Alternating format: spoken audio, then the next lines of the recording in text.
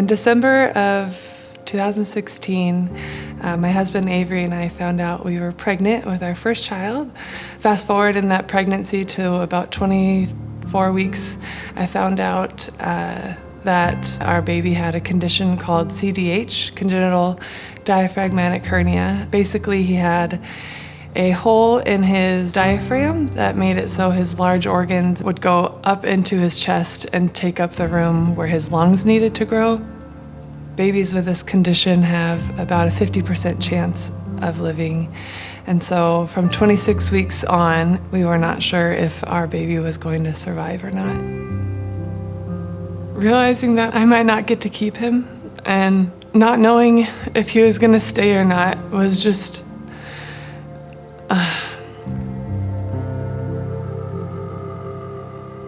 Baby Donovan came at 6:37 in the morning on September 5th, and I got to hold him for about 30 seconds before they needed to cut the cord and take him away and resuscitate him and help him to breathe. I didn't know if I would see him again after that.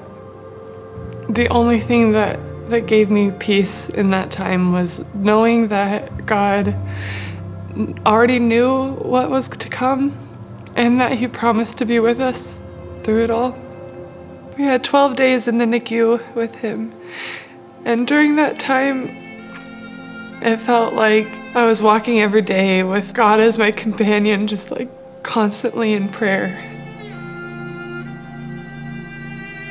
After about 10 days, they detected a brain bleed, and we had to take him off of this machine that was keeping him alive.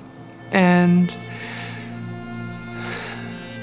Avery and I sat there watching our son in this room with a ton of doctors, and all we could see was his tiny top of his head. At that point, I was still praying for a miracle, and we didn't get it. We held our son for the first time and prayed over him and sang to him and read to him and whispered all the things you'd want him to hear into his ear. And we eventually had to say goodbye, knowing that God has this ability to do miracles. I couldn't understand why God didn't answer all of those prayers. It was hard to reshape what my faith looked like with this bitterness. I know it's not easy. It's not going to be easy to be grieving a son that we never got to raise.